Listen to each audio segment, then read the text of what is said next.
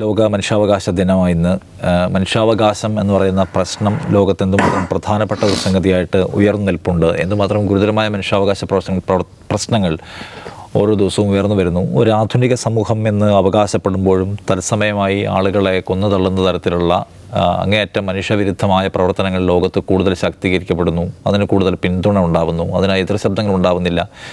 അങ്ങേറ്റം ഗുരുതരമായ മനുഷ്യാവകാശ പ്രശ്നങ്ങളുള്ള മനുഷ്യവിരുദ്ധമായ സമീപനങ്ങളുള്ള ഒരു കാലത്ത് ജീവിച്ചുകൊണ്ട് ഈ മനുഷ്യാവകാശ ദിനത്തെ എങ്ങനെ അടയാളപ്പെടുത്താമെന്നാണ് നമ്മൾ അടുത്തത് നോക്കുന്നത്. ദൗസേബിന് എന്താണ് തോന്നുന്നത്? ഈ മനുഷ്യാവകാശ ദിനത്തിന് എന്തൊക്കെ തരത്തിലുള്ള ആ നിലയ്ക്കുള്ള സവിശേഷതകൾ പറയാനുണ്ടാവും, അല്ലെങ്കിൽ എന്തുമാത്രം പ്രസക്തമാണ് ഈ മനുഷ്യാവകാശ ദിനം എന്ന് പറയുന്ന ഒരു ദിനാചരണം തന്നെ? ഈ മനുഷ്യാവകാശം എന്നുള്ളത് പ്രസക്തമാണ്. മനുഷ്യാവകാശ ദിനം ഇപ്പോൾ ഡിസംബർ 10 അന്താരാഷ്ട്ര മനുഷ്യാവകാശ ദിനമായിട്ട് ആചരിക്കുന്നു. ആ ദിനത്തിന് എന്ത് പ്രസക്തിയുണ്ട്? നമ്മുടെ നിലവിലെ ലോകരാഷ്ട്രീയ സാഹചര്യത്തിൽ എന്ത് പ്രസക്തിയുണ്ടെന്ന് ചോദിച്ചാൽ ഒരു ആചാരപരമായ പ്രസക്തി മാത്രമേ ഉള്ളൂ. 1948 ഡിസംബർ 10 UDHR എന്ന് പറയുന്ന universal declaration of human rights അത് ഔദ്യോഗികമായിട്ട് പ്രഖ്യാപിക്കപ്പെടുന്നു, അല്ലെങ്കിൽ പ്രാബല്യത്തിൽ വരുന്നത്. ഈ UDHRൻ്റെ പ്രത്യേകത ഇന്ന് ലോകത്ത് ഏറ്റവും അധികം ഭാഷകളിലേക്ക് വിവർത്തനം ചെയ്യപ്പെട്ട ഡോക്യുമെൻ്റാണ്. അതിനെക്കുറിച്ച് പറയാം. 577 ഭാഷകളിൽ അത് ലഭ്യമാണ്. അത്രയും അധികം ഭാഷകളിലേക്ക് വിവർത്തനം ചെയ്യപ്പെട്ട ഒരു ഡോക്യുമെൻ്റ് വേറെ ഇല്ലെന്നാണ് പറയുന്നത്. രണ്ടാം ലോകമഹായുദ്ധത്തിന് ശേഷമുള്ള ഒരു സാഹചര്യം, ഒരു പുതിയൊരു യുദ്ധങ്ങൾ, ദശലക്ഷക്കണക്കിന് ആളുകൾ കൊല്ലപ്പെടുന്ന ഒരു ലോകഘടന, ഹിരോഷിമയിൽ നാഗസാക്കിയിലും ബോംബിടുന്നു. മനുഷ്യ സമുദായം തന്നെ അതിൻ്റെ ചരിത്രത്തിൽ ഏറ്റവും മോശമായൊരു ഘട്ടത്തെ അഭിമുഖീകരിച്ചു എന്നുള്ളതാണ് രണ്ടാം ലോകമഹായുദ്ധത്തിൻ്റെ സാഹചര്യം. അപ്പോൾ അതിൽ ആ ഒരു പൊളിറ്റിക്കൽ കോണ്ടെക്സ്റ്റിലാണ് നമുക്കൊരു ബെറ്റർ വേൾഡ്, ഇതേക്കാൾ മെച്ചപ്പെട്ട ഒരു ലോകം ഉണ്ടാവണം, അങ്ങനെ ഒന്ന് സാധ്യമാണ്. അതിൻ്റെ ഒരു എന്താ പറയുക, ഒരു ഇൻസ്റ്റിറ്റ്യൂഷണൽ ഫ്രെയിം വർക്ക് എന്നുള്ള നിലയിലാണ്, അതിൻ്റെ ഒരു ഇൻസ്റ്റിറ്റ്യൂഷൻ എന്നുള്ള നിലക്കാണ് UN ഉണ്ടാവുന്നത്. അതിൻ്റെ ഒരു തിയററ്റിക്കൽ ബേസ് ഫ്രെയിം വർക്ക് എന്നുള്ള നിലക്കാണ് UDHR universal declaration of human rights ഉണ്ടാവുന്നത്. മനുഷ്യ സമുദായം എങ്ങനെ മെച്ചപ്പെട്ട അവസ്ഥയിലേക്ക് സഞ്ചരിക്കാം, എങ്ങനെ അതിൽ ഉപയോഗിക്കുന്നൊരു വാക്കുണ്ട്, എന്താണ്, ഇൻഅലീനബിൾ റൈറ്റ്സ് ഓഫ് ഹ്യൂമൻ ഫാമിലി, മനുഷ്യ കുടുംബത്തിൽ നിന്ന് വിച്ഛേദിച്ചെടുക്കാൻ പറ്റാത്ത അവകാശങ്ങൾ, അവയെ സ്ഥാപിക്കുക എന്നുള്ളതാണ് ഇതിൻ്റെ ഏറ്റവും പ്രധാനപ്പെട്ട ഒരു കടമയായിട്ട് പറയുന്നത്. അത് ഒരു ഡോക്യുമെൻ്റ് എന്നുള്ള നിലയിൽ അങ്ങേയറ്റം പ്രസക്തമായിട്ടുള്ള, അങ്ങേയറ്റം ഗംഭീരമായിട്ടുള്ള ഡോക്യുമെൻ്റാണ്. പക്ഷേ ഈ പറയുന്ന ഐക്യരാഷ്ട്രസഭയും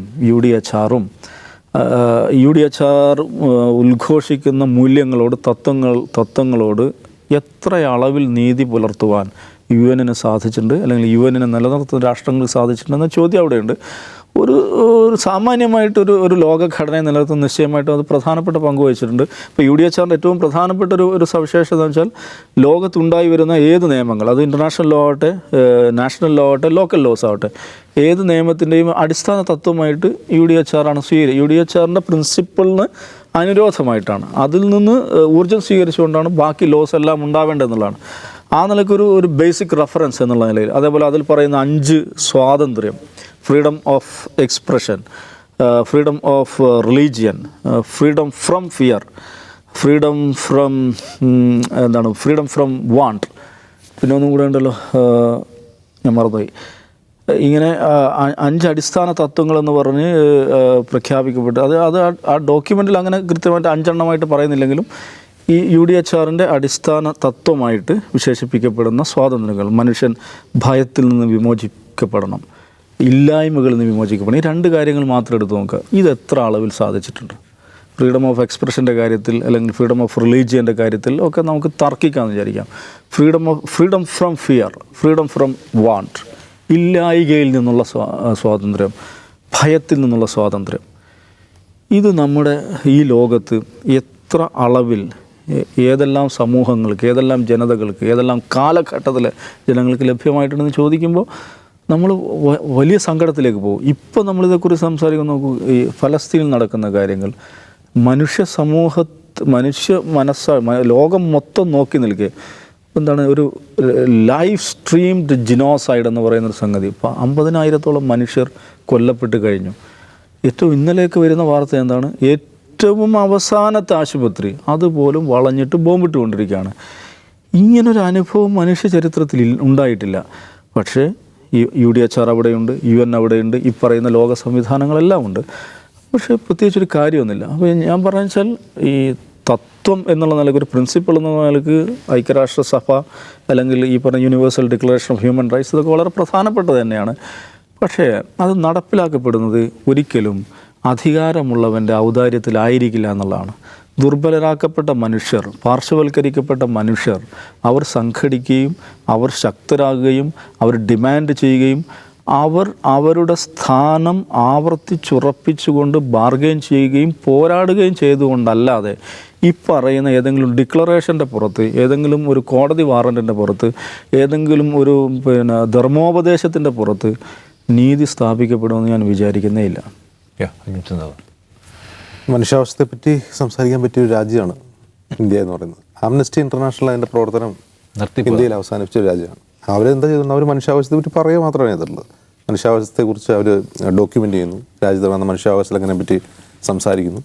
അങ്ങനെ പറഞ്ഞു കഴിഞ്ഞാൽ എന്താ സംഭവിക്കുക വെച്ചാൽ പൂട്ടിപ്പോണ്ട് വരും എന്നുള്ളതാണ് അതിലൊരു പ്രശ്നം. ദാവൂദ് സാഹിബ് അവസാനം പറഞ്ഞു നിർത്തിയല്ലോ, ഈ ഒപ്രസ്ഡ് ആയിട്ടുള്ള ആളുകൾ അവർ ശബ്ദിക്കാതെ അവർക്ക് ഈ മനുഷ്യാവകാശമൊന്നും ലഭിക്കില്ല. അത് ഇന്ത്യയുടെ കോണ്ടെക്സ്റ്റിലും വളരെ വളരെ പ്രധാനമാണ്. കാരണം നമ്മുടെ കോൺസ്റ്റിറ്റ്യൂഷനും ഈ പറയുന്ന UN ഡിക്ലറേഷനെ ആധാരമാക്കി പൗരന്മാർക്ക് പൗരാവകാശങ്ങൾ എന്താണെന്ന് നിശ്ചയിച്ചിട്ടുണ്ട്. ആ പൗരാവകാശങ്ങൾ നമ്മുടെ രാജ്യത്ത് ലഭിച്ചിട്ടുണ്ട്. ഈ സ്വാതന്ത്ര്യത്തിന് ശേഷം ഇത്രയും കാലമായി 75 വർഷമാകുന്നു. എന്തെങ്കിലും കാലത്ത് ലഭിച്ചിട്ടുണ്ടോ എന്ന് ചോദിച്ചാൽ ഇല്ല, ലഭിച്ചിട്ടില്ല. എല്ലാവർക്കും ലഭിച്ചിട്ടില്ല എന്ന് മാത്രമല്ല, യൂണിവേഴ്സലായിട്ട് പോലും അത് ലഭിച്ചിട്ടില്ല. ഈ മനുഷ്യാവകാശങ്ങളൊക്കെ വളരെ മൈനോറിറ്റിപ്പെട്ട കുറച്ച് ആൾക്ക് കിട്ടിയിട്ടുണ്ടാവും ഇന്ത്യയിൽ. ഒരു തരത്തിലുള്ള മനുഷ്യാവകാശവും എല്ലാവർക്കും യൂണിവേഴ്സലായിട്ട് ഇന്ത്യയിൽ ലഭിക്കുന്നില്ല എന്നുള്ളതാണ് സത്യം.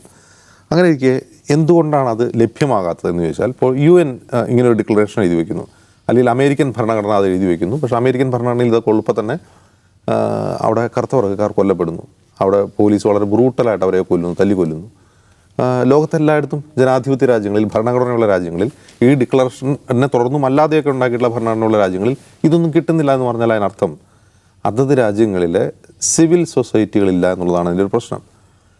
ഇതൊരു മനുഷ്യൻ്റെ പ്രശ്നമാണ്, ഇത് രാജ്യത്തെ മുഴുവൻ മനുഷ്യരുടെയും പ്രശ്നമാണ്, ഇതിനുവേണ്ടി ആരൊക്കെ ശബ്ദം ഉയർത്തേണ്ടതുണ്ട് എന്ന് തോന്നൽ ഇല്ലാതിരിക്കുകയും അത്തരം സിവിൽ സൊസൈറ്റികൾ രൂപം കൊള്ളാതിരിക്കുകയും ചെയ്യുമ്പോൾ ജനാധിപത്യത്തിൽ സ്വാഭാവികമായും സംഭവിക്കുന്ന കാര്യമാണ് ഭരണവർഗം എപ്പോഴും ആദ്യം റദ്ദാക്കുന്നത് ഈ മനുഷ്യാവകാശങ്ങളായിരിക്കും എന്നുള്ളതാണ്. നമ്മൾ അടിയന്തരാവസ്ഥയിൽ കണ്ടതാണ്. അപ്പോൾ അടിയന്തരാവസ്ഥയ്ക്കെതിരെ നമ്മുടെ രാജ്യത്തൊരു സിവിൽ സൊസൈറ്റി രൂപം കൊണ്ടിരുന്നു. ആ സിവിൽ സൊസൈറ്റി പിന്നെ എന്തായി മാറി എന്നുള്ളത് നാം കണ്ടതാണ്. പുതിയ മോദി ഭരണകൂടത്തിൻ്റെ കാലത്ത് സിവിൽ സൊസൈറ്റികൾക്ക് എന്ത് സംഭവിക്കുന്നു എന്നുള്ളതൊരു ക്വസ്റ്റ്യൻ ഉണ്ട്. നമ്മുടെ രാജ്യത്തെ ഏറ്റവും വോക്കലായിട്ടുള്ള സിവിൽ സമൂഹത്തിൻ്റെ ഭാഗമായിട്ടുള്ള മനുഷ്യരെല്ലാം ഇന്ന് ജയിലിലാണ്. ചിലരൊക്കെ ജയിലിൽ കിടന്ന് മരിച്ചുപോയി, ചിലരൊക്കെ ജാമ്യത്തിൽ ഇറങ്ങിയിട്ടുണ്ട്. ജാമ്യത്തിലിറങ്ങി നിശബ്ദരായ മനുഷ്യന്മാരുണ്ട്. ഇനിയും തടവിൽ കിടക്കുന്ന ധാരാളം ആളുകളുണ്ട്. അവരൊക്കെ ചെയ്ത പണി എന്താണെന്ന് വെച്ചാൽ ആളുകൾ മനുഷ്യാവകാശത്തെക്കുറിച്ച് സംസാരിച്ചു എന്നുള്ളതാണ്. അപ്പോൾ മനുഷ്യാവകാശത്തെക്കുറിച്ച് സംസാരിക്കുന്നത് പോലും അപകടകരമാവുന്ന രാഷ്ട്രീയ സാഹചര്യമുള്ള രാജ്യങ്ങളിൽ ഇരുന്ന് മനുഷ്യർ നെടുവേർപ്പെടുകയാണ് ഈ മനുഷ്യാവകാശ ദിനത്തിൽ എന്നുള്ളതാണ് ഏറ്റവും വലിയ പ്രധാനപ്പെട്ട കാര്യം. മറ്റൊന്ന്, മനുഷ്യാവകാശത്തിലെ ഏറ്റവും പ്രധാനപ്പെട്ട ഒന്ന് എന്ന് പറഞ്ഞാൽ ജീവിക്കാനുള്ള അവകാശമാണല്ലോ. ഈ ജീവിക്കാനുള്ള അവകാശം നിരന്തരം ലംഘിക്കപ്പെട്ടുകൊണ്ടിരുന്ന കാഴ്ചയാണ് കഴിഞ്ഞ 2 വർഷമായിട്ട് നമ്മൾ പല കോണുകളിൽ നിന്ന് കാണുന്നത്. ഇപ്പോൾ യുക്രൈനിലാകട്ടെ, ഫലസ്തീനിലാകട്ടെ മനുഷ്യർ കൊല്ലപ്പെടുകയാണ്. ഇനി കൊല്ലപ്പെടാതെ രക്ഷപ്പെടുന്നവർക്ക് കിടക്കാൻ വീടുണ്ടോ, ആ വീടും തകർക്കപ്പെടുകയാണ്. നമ്മൾ ഇന്ത്യയിലേക്ക് വന്നു കഴിഞ്ഞാൽ ബുൾഡോസർ ഉപയോഗിച്ച് വീടുകൾ തകർക്കുന്ന ധാരാളം കാഴ്ചകൾ നമ്മൾ കണ്ടു. കോടതി തൽക്കാലം ചെവിക്ക് പിടിച്ചിട്ടുള്ളതുകൊണ്ട് അത് തൽക്കാലം നിന്നു എന്ന് വിചാരിക്കാം. എങ്കിൽ പോലും കഴിക്കുന്ന ഭക്ഷണത്തിൻ്റെ പേരിൽ തല്ലിക്കൊല്ലപ്പെടുന്ന, അല്ലെങ്കിൽ ഏതെങ്കിലും മതവിശ്വാസം, ഏതെങ്കിലും ഐഡൻറ്റിറ്റി പേറുന്നതിൻ്റെ പേരിൽ ആക്രമിക്കപ്പെടുന്ന, ജീവിക്കാൻ സമ്മതിക്കാത്ത, അത്രയും മോശമായ, ഒരുപക്ഷേ ഈ യൂണിവേഴ്സൽ ഡിക്ലറേഷന് ശേഷം ഈ മനുഷ്യാവകാശങ്ങൾ ഇത്രയും മോശമായ രീതിയിൽ അനുഭവിക്കാൻ കഴിയാത്തൊരു കാലഘട്ടം വരെ ഉണ്ടോയെന്ന് നമുക്കറിയില്ല. ദാവൂദ് സാഹിബ് 2ാം ലോകമഹായുദ്ധത്തെ പറ്റി പറഞ്ഞല്ലോ. അപ്പോൾ ആ നൂറ്റാണ്ടിൻ്റെ 20ാം നൂറ്റാണ്ടിൽ 1ഉം 2ഉം ലോകമഹായുദ്ധങ്ങളുടെ കാലമായിരുന്നു ഏറ്റവും മോശം കാലം 20ാം നൂറ്റാണ്ടിലെ. അങ്ങനെ നോക്കുകയാണെങ്കിൽ ഈ നൂറ്റാണ്ടിൽ അന്നത്തെ 2ാം ശതകവും മുതൽ 4ാം ശതകം വരെ, ആ നൂറ്റാണ്ടിൽ 2ാം ശതകം മുതൽ 4ാം ശതകം വരെ വളരെ മോശമായിരുന്നെങ്കിൽ നമ്മൾ ഇവിടെ 2ാം ശതകം തുടങ്ങി 3ാം ശതകത്തിലേക്ക് നീങ്ങിക്കൊണ്ടിരിക്കുകയാണ്. ഒരുപക്ഷെ ഈ നൂറ്റാണ്ടിലെ ഏറ്റവും മോശപ്പെട്ട മനുഷ്യ സമൂഹമായിരിക്കും നമ്മളെന്ന് കരുതാം. അല്ല, ഒരു കറക്ഷനായി ഞാൻ നേരത്തെ പറഞ്ഞ ബേസിക് ഫ്രീഡം 5 അല്ല 4 തന്നെയാണ്. Freedom of expression, freedom of religion, freedom from fear, freedom from want. മനുഷ്യാവകാശത്തെക്കുറിച്ച് നേരത്തെ പറഞ്ഞത് വലിയ ലിഖിതങ്ങളൊക്കെ ഉണ്ടെങ്കിലും അത് അനുഭവിക്കാൻ മനുഷ്യ സമൂഹത്തിന് ഇനിയും യോഗമില്ല എന്നുള്ളതാണ് ഇപ്പോഴത്തെയും യാഥാർത്ഥ്യം. നമ്മൾ നാളെ ഇരിക്കാം. നമസ്കാരം.